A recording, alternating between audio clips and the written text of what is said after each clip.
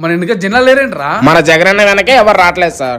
మనం ఎంత ఆ వచ్చిన ఒకరిద్దరిని ఎంటేసుకుని వెళ్ళిపోయారు. సార్ 5 సంవత్సరాలు అయింది సార్, నాకు అసలు ఇల్లు రాలేదు సార్. అర్రే ఇల్లు రాలేదా? అవును సార్. చూసుకోవాలి కదా. ఆ ఇల్లే సార్ ఇది. ఎంతమంది ఉంటారు? ఒక్కడనే సార్. ఒక్కడేనా? ఆ, నీ ఏజ్ ఎంత? 79. 79. ఇంకో 2 సంవత్సరాలు చచ్చిపోయాడు. నీకు ఇల్లు ఎందుకే? నడు పో.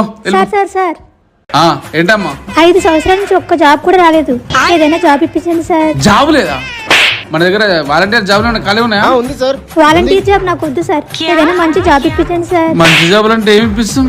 ఏమున్నాయా? వాలంటీర్ జాబే బెస్ట్ అమ్మా. అదే మంచిది.